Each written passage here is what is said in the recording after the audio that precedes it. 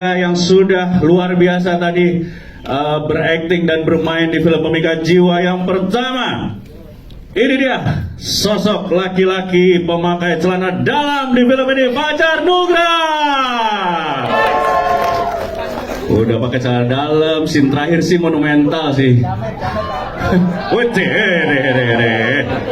Ini dia. Fajar Nugra di film ini lebih terlihat daripada tukang potong ayam, lebih terlihat jamet-jamet pusreng Mobile Legend ya. Selanjutnya tentu saja sebagai Wulan, ini dia Givina.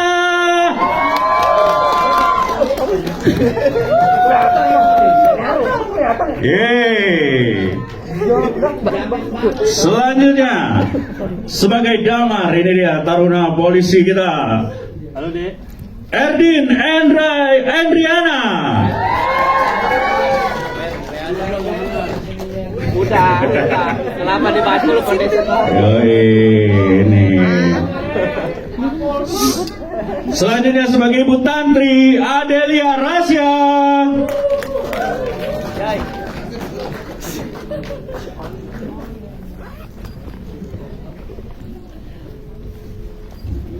Mana? Oh, Mas Rama. Mas Rama, mari bergabung Mas Rama. Tepuk tangan untuk produser kita Mas Rama. Sambil menunggu ada, mari kita sambut sebagai Arif, ini dia Ravan Al Aryan.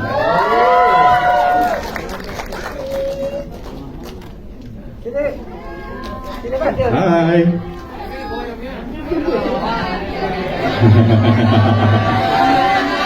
Rambo mana Rambo? Seumuran sama Fajar ya? Jai, seumuran ya Jai? Seumuran, Selanjutnya ini dia sang peneror di film ini sebagai Nyai Sasi Geni. Ini dia Yuni Jasmine. Mbak Yuni. Tepuk tangan dong teman-teman. Selanjutnya sebagai ini dia yang Adel sudah hadir kembali bergabung, Adelia Rasya, ini dia Bu Tantri. Dan ini dia sebagai solusi di film masalah ini. Ini dia sebagai Ki Jagat Muhammad Nur Komarudin.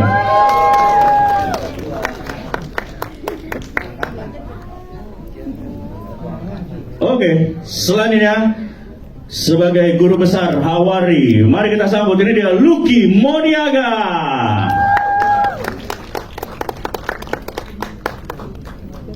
Yoi, wis. Kayak salah kotak ya. Selanjutnya sebagai Haryo, ini dia Iskat Hivano. Oh, tidak hadir? Oke. Sebagai Rana, ini dia Runi Rudianti.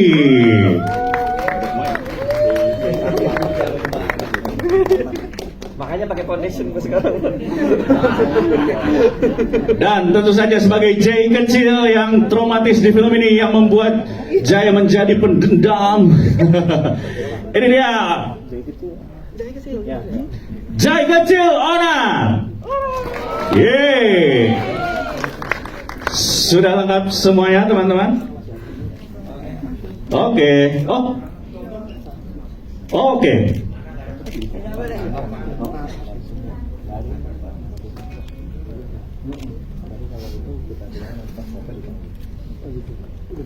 Oke, sudah hadir semua. Buat tepuk tangan teman-teman untuk filmmaker Pemikat Jiwa. Ini karya terbaru dari Makara Production.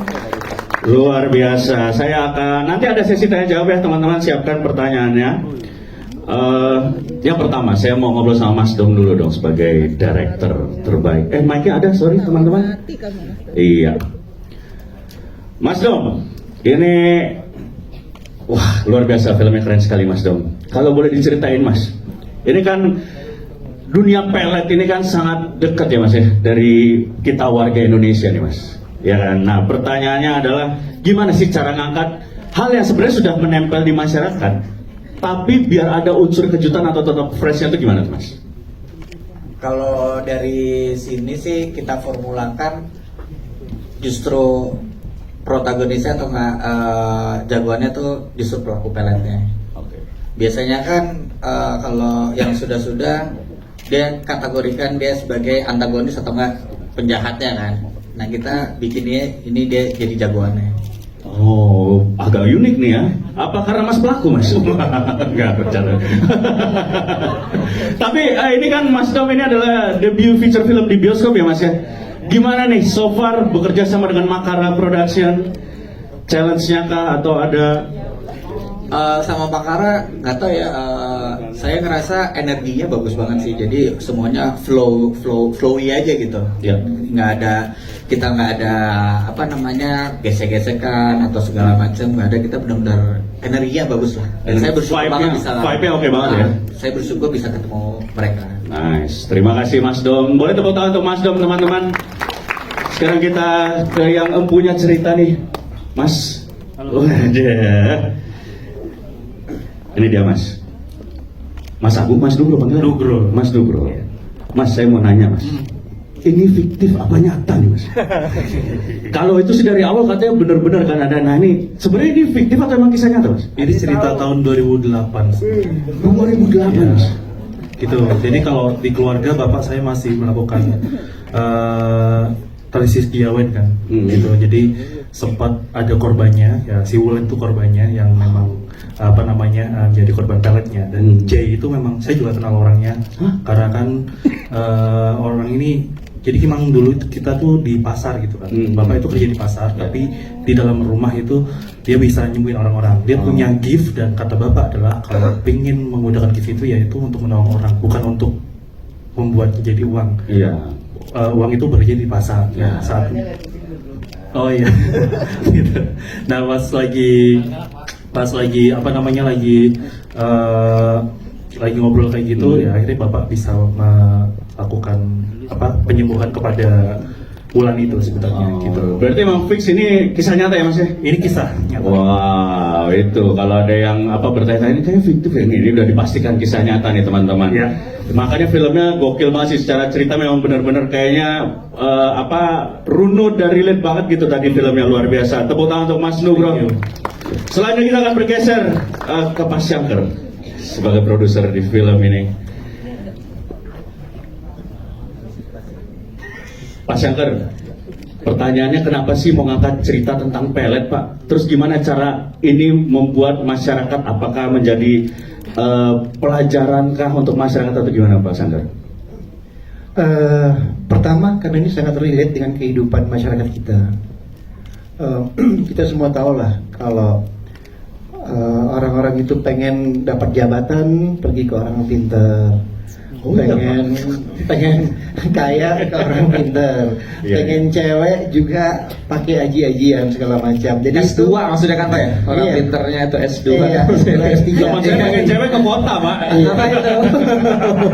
Nah, karena ini relate di masyarakat kita, jadi ternyata sebenarnya yang aji-ajian gini atau pemikat gini ini kelasnya itu bukan apa ya, bukan CD, bahkan kelas A pun, ya kan, orang pengen menjabat, bahkan yang kita tahu lah, yang di atas itu mereka juga menggunakan hal tersebut untuk menjaga auranya mereka. Nah, karena saya melihat ini sangat relate, makanya saya pikir ini menjadi salah satu cerita yang bakal sangat menarik ketika kita nge-pitching pertama kali dengan Pak Nugroho ya. Salah satu pilihan kita dari sekian banyak cerita itu adalah ini gitu ya. Jadi makanya kita melihat bahwa ini udah sangat relate, udah sangat cocok, dan saya yakin teman-teman wartawan sini, media dan lain-lainnya pasti juga kalian pernah merasakan, entah kalian yang apa diguna-guna atau cerita dari teman kalian, keluarga kalian, tetangga kalian, pasti itu ada di sekitar kita. Karena itu ada di sekitar kita, jadi ini cerita yang sangat mudah masuk kemanapun dan memang sangat relate. Yang penting relate. Iya, kuncinya relate ya Pak Syangker. Iya, relate. Kuncinya relate. Iya, itu dia, luar biasa. Tepuk tangan untuk Pak Syangker teman-teman. Selanjutnya kita bergeser ke eksekutif produser Mas Rama yang di ujung sana. Mas Rama, wede. Mas Rama, ini apa ya, horor tuh kan di Indonesia udah film horor di Indonesia tuh udah benar-benar kayak mungkin tidak terhitung jumlahnya Mas Rama ya. Apa nih Mas yang ditawarkan atau potensi dari Pemikat Jiwa ini untuk diberikan ke masyarakat, Mas Rama? Assalamualaikum warahmatullahi wabarakatuh. Sebelumnya terima kasih teman-teman media yang sudah bisa hadir hari ini untuk gala premier Pemikat Jiwa. Menarik sih. Menurut saya film Pemikat Jiwa ini memiliki potensi yang lumayan cukup besar ya di bioskop untuk market Indonesia. Kenapa yang seperti Pak Syangker sampaikan, pelet ini masih cukup relate di mana Indonesia ini terkadang masih sebagai masyarakat ya, Indonesia ini praktik-praktik mistis seperti ini masih cukup sering dibincangkan, ada di perfilman, di sosial media, maupun itu menjadi satu kita menyebutnya itu di Indonesia masih common sekali seperti itu ya. Lantas juga saya ingin mengucapkan dari Makara ya, kolaborasi.